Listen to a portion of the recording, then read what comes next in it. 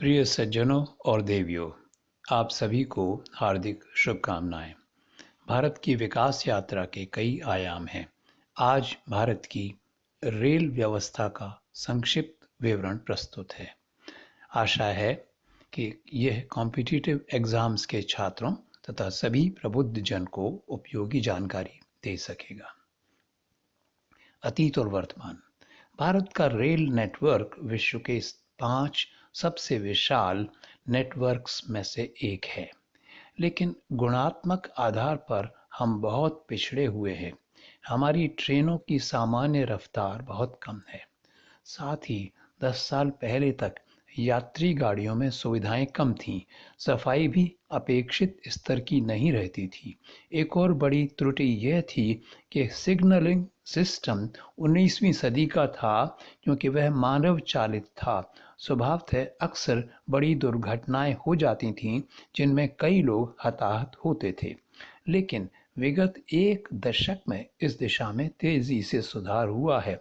अब पूरा signalling system अत्याधुनिक इलेक्ट्रॉनिक माध्यम से संचालित होता है। देश के लगभग 6000 रेलवे स्टेशनों पर यही आधुनिक व्यवस्था लागू कर दी गई है, जिससे दुर्घटनाओं की संभावना न्यूनतम हो गई है। अतीत में लेवल क्रॉसिंग गेट्स भी मानव संचालित होते थे और वहां भी अक्सर दुर्घटनाएं हो जाती थी। अब ऐसे समूचे 12,000 लेवल क्रॉसिंग को भी इलेक्ट्रॉनिक प्रणाली से जोड़ दिया गया है, जिससे लोगों की सुरक्षा बढ़ी है। रेल पटरियों में सुधार। हमारी रेल पटरियां भी पुराने ज़माने की हो चली हैं। वे तेज़ गति की रेलगाड़ियों को ले जाने में सक्षम नहीं हैं, न ही वे अधिक माल ढो सकती हैं। उनमें सुधार कार्य तेज़ी से किया जा रहा है, ताकि 160 से 200 किलोमीटर की नई गाड़ियां उन पर तेज़ी से चल सकें। वर्तमान में 12 ऐसे ट्रैक्स पर काम चल रहा है, जो विशेषकर बड़े शहरों को एक दूसरे से जोड़ते हैं। संभव है कि अगले कुछ वर्षों में यह काम पूरा हो जाए और हम भारतीय रेल को विश्व स्तरीय बनाने की ओर एक कदम और बढ़ा लें। रेलों का विद्युतीकरण। भारत के रेलवे का विद्युतीकरण तो काफ़ी पहले से चल रहा था, लेकिन विगत एक दशक में यह काम बहुत तेज़ी से हुआ है। इसमें कई लाभ हैं। एक तो इससे हमारे अरबों डॉलर जो तेल के आयात में खर्च होते हैं, वे बचेंगे। विद्युतीकरण से ट्रेनों की रफ्तार तेज़ करना भी आसान हो जाता है। अधिक कच्चे माल को तेज गति से ले जाना भी विद्युत चालन से संभव होता है।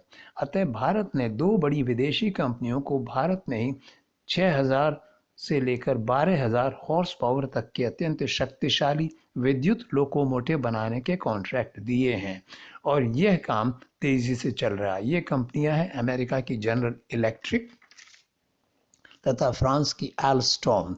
ऐसे भारी भरकम लोकोमोटिव मालगाड़ियों को 100 किलोमीटर या इससे भी अधिक गति से 6000 टन तक का माल ले जाने की क्षमता देते हैं। विश्व स्तरीय रेलवे स्टेशन। हमारे रेलवे स्टेशन भी ना तो सर्व सुविधा युक्त हैं, ना ही आरामदेह हैं। अब इन्हें विश्व स्तरीय बनाने का काम भी तेजी से चल रहा है। प्रथम चरण में 600 रेलवे स्टेशनों को चिन्हित किया गया है, जिनको अत्याधुनिक बनाया जाएगा। इस बड़े कार्य के लिए जो 100 अरब रुपया खर्च होगा, उसकी व्यवस्था भारतीय रेल अपनी 2700 एकड़ अनुपयोगी जमीन को भाड़े पर देकर करेगी। इन 600 में से 22 बड़े स्टेशनों का काम हाथ में ले लिया गया है और ये काम तेजी से चल रहा है। द्रुतगामी ट्रेनें। रेल प्रणाली का एक और आयाम है जो इसे विश्व स्तरीय बनाने में सहायक होगा। यह है वर्तमान में चल रही ट्रेनों की गति को और बढ़ाना। इससे सभी का बहुमूल्य समय बचेगा, जो व्यवसाय और उद्योग दोनों के लिए बहुत लाभकारी होगा। वैसे विगत 40 से 50 वर्षों से राजधानी शताब्दी जैसी ट्रेनें चल रही हैं, जो 130 किलोमीटर की गति से चल सकती हैं, लेकिन इनकी संख्या कम है और इनकी सुविधाएं भी विश्व स्तरीय नहीं हैं। इस कमी को पूरा करने के लिए पहले गतिमान और तेजस एक्सप्रेस जैसी कुछ तेज रफ्तार गाड़ियां हाल ही में चलाई गईं, लेकिन सन 2019 से एक नई ट्रेन आई है, वंदे भारत एक्सप्रेस। इसकी कई विशेषताएं हैं। एक तो यह पूर्णतः हमारे देश में ही निर्मित है। दूसरे, इसकी आंतरिक सुविधाएं तथा सज्जा विश्व स्तरीय हैं। तीसरे, ये अपेक्षाकृत हल्की और सर्वथा नई टेक्नोलॉजी से निर्मित है, जिससे 160 से 200 किलोमीटर तक की गति से चलाई जा सकती है। वर्तमान में ऐसी 3 गाड़ियां चल रही हैं, लेकिन लक्ष्य 15 अगस्त 2023 तक 75 ऐसी गाड़ियां चला देने का है।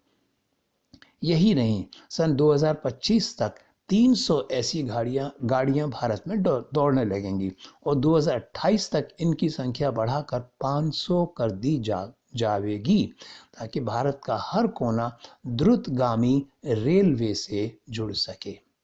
इन गाड़ियों में एक और उन्नत टेक्नोलॉजी का उपयोग किया गया है, वह है कवच अर्थात एंटी कॉलिजन व्यवस्था, जो इन्हें दुर्घटना होने से बचा सकेगी। मालवाहक गाड़ियों के लिए नया मार्ग। भारत की वर्तमान मालगाड़ियां भी बहुत पुराने ज़माने की हैं। उनके लिए अलग मार्ग भी नहीं है, जिससे कि माल एक जगह से दूसरी जगह पहुंचाने में समय अधिक लगता है। इस व्यवस्था में सुधार करने के लिए सन 2006 से काम शुरू हो गया था, ताकि देश में कुछ डेडिकेटेड फ्रेट कॉरिडोर्स बनाए जाएं। ये ऐसे दोहरे रेल मार्ग होंगे जिन पर सिर्फ मालवाहक गाड़ियां ही चलेंगी। अब इस नई व्यवस्था पर भी तेजी से काम चल रहा है। प्रथम चरण में ऐसे 2 कॉरिडोर बन रहे हैं। पहला 1506 किलोमीटर का पश्चिमी कॉरिडोर, जो उत्तर प्रदेश में दादरी से बंबई को जोड़ेगा। इस मार्ग का आधे से अधिक काम पूरा हो चुका है। दूसरे मार्ग पर भी, जो पूर्व में लुधियाना को पश्चिम बंगाल स्थित दानकुनी से जोड़ेगा, काम जारी है। विशेष बात यह है कि इस दोहरे मार्ग पर आने और जाने वाली मालगाड़ियां एक साथ दौड़ सकेंगी। सारा रेल मार्ग विशेष किस्म की पटरियों से बनेगा, जो भारी माल को ढोने में सक्षम। साथ ही पूरे मार्ग का विद्युतीकरण होगा, ताकि अधिकतम भार तेज गति से ले जाया जा सके। ये विशेष गाड़ियां 4900 अर्थात 4900 फीट तक लंबी होंगी और एक बार में 400 बड़े कंटेनर्स ले जा सकेंगी। इनमें 12,000 हॉर्स पावर के लोकोमोटिव लगेंगे, जो इन्हें 100 किलोमीटर तक की स्पीड से आसानी से ले जा सकेंगे। संक्षेप में, यह संतोष की बात है कि भारत की पुरानी और जर्जर रेल व्यवस्था को सुधार कर उसे विश्व स्तरीय बनाने का काम तेज रफ्तार से चल रहा है। अगर यह वार्ता पसंद आई हो तो सब्सक्राइब ज़रूर कीजिए। धन्यवाद।